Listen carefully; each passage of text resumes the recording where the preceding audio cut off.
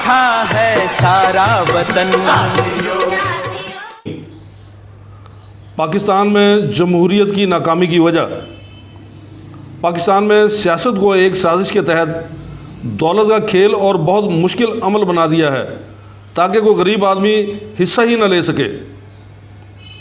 पेशावर सियासतदानों ने इतना गंद घोल दिया है कि शरीफ आदमी सियासत को गुनाह समझता है, हत्ता कि वोट डालना भी गवारा नहीं करता, जिसके नतीजे में गंदे घटिया दौलत और इक़्तिदार के पुजारी सियासतदान सियासत को कारोबार समझते हुए करोड़ों रुपया खर्च करके इक़्तिदार ख़रीदते हैं, फिर मुल्क और गरीबों की रगों से खून निचोड़ कर पहले खर्च किया हुआ पैसा पूरा करते हैं, फिर अगले इलेक्शन के लिए करोड़ों रुपया जमा करते हैं और फिर अपनी आने वाली नस्लों के लिए गैर ममालिक में जमा करते रहते हैं। इनका या इनकी औलाद का इस मुल्क की फलाह बहबूद से कोई वास्ता नहीं होता।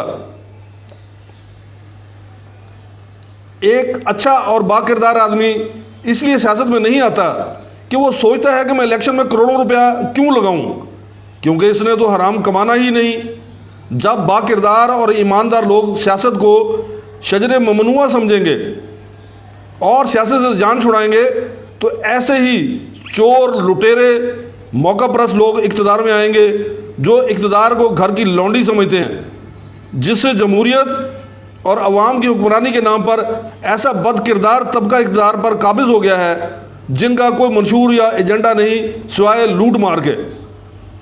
दूसरा नुकसान यह हुआ है कि विरासती सियासी जमातें वजूद में आ चुकी हैं।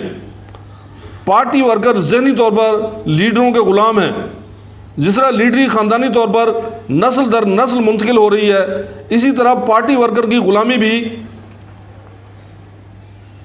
नस्ल दर नस्ल मुंतकिल हो रही है।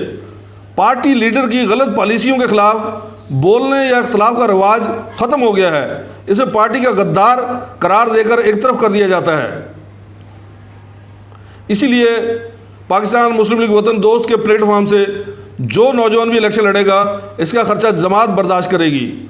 आप चाहते हैं कि वतन अजीज़ में ऐसा हो तो वतन दोस्त की वेबसाइट पर जाकर मुकम्मल मंशूर पढ़ें। आप वतन दोस्त की website, Facebook, WhatsApp, YouTube channel को ज़्यादा से ज़्यादा फैलाएं। शुक्रिया। चीफ ऑर्गेनाइज़र पाकिस्तान मुस्लिम लीग वतन दोस्त।